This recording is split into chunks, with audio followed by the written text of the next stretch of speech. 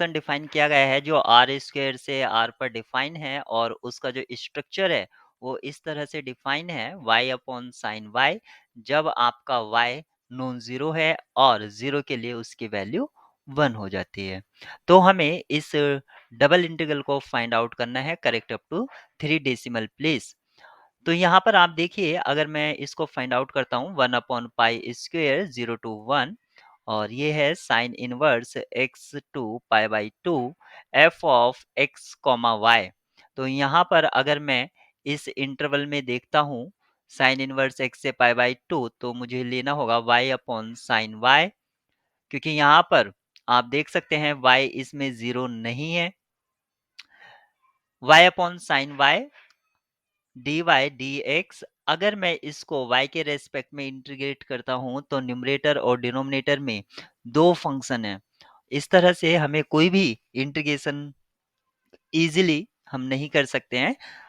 अगर मैं इसका ऑर्डर ऑफ इंटीग्रेशन चेंज कर देता हूं तो ये मेरे लिए थोड़ा इजी हो जाएगा। तो सबसे पहले यहाँ पर रीजन ऑफ इंटीग्रेशन देख लेते हैं। तो y की जो लिमिट है वो है y equal to sine inverse x से पाई बाई टू, और जो x की लिमिट है वो है 0 से 1। जो वेरिएबल लिमिट में प्रेजेंट होगा वो लिमिट होता है दूसरे की, यानी कि y equals to sine inverse x है। अब हम यहाँ से रीजन ऑफ इंटीग्रेशन प्लॉट करेंगे। तो ये है मेरा एक्स वाई एक्सेस और ये है मेरा साइन इनवर्स x का ग्राफ। यहाँ पर ये आप एसिम्पटोट समझ सकते हैं। ये है x इक्वल्स टू -1 और ये है x इक्वल्स टू 1, और ये जो ग्राफ है या कर्व है ये रिप्रेजेंट कर रहा है y equals to sine inverse x। यहाँ पर जो x की लिमिट है 0 से 1 दे रखी है। ये वाली लाइन हमारी पाई बाई टू से यहाँ पर ये माइनस पाई बाई टू है।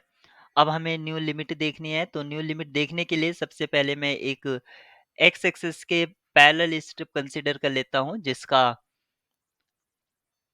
लेंथ 0 से कर्व तक जा रहा है, यानी कि x की जो न्यू लिमिट्स होंगी वो 0 से, और x को आप रिप्रेजेंट करेंगे इन टर्म्स ऑफ y, यानी कि ये साइन y हो जाएगा, क्योंकि यहां से आप इसको यूज कर सकते हैं x equals to sine y। और जो y की लिमिट है, y की लिमिट कहां से कहां तक है, y की लिमिट रहेगी आपकी 0 से पाई बाई टू। आपको x और y की न्यू लिमिट्स मिल गई हैं, अब उसको पुट कीजिए। तो यहाँ पर 1 अपॉन पाई स्क्वायर सेम रहा, और यहाँ पर y की कांस्टेंट लिमिट है 0 से पाई बाई टू और x की न्यू लिमिट है 0 से साइन y, और हमारा जो इंटीग्रेंड फंक्शन था वो था y upon sine y d x d y. तो सबसे पहले हम इसको x के रिस्पेक्ट में करेंगे, तो इसको हम ट्रीट कर सकते हैं एज ए कांस्टेंट। और यहाँ पर क्योंकि कांस्टेंट है तो डायरेक्ट लिमिट का डिफरेंस कर देते हैं। 1 अपॉन पाई स्क्वायर, ये रहेगा 0 से पाई बाई टू, और हो जाएगा ये y अपॉन साइन y, और लिमिट का डिफरेंस हो जाएगा साइन y माइनस 0, यानी कि साइन y ही।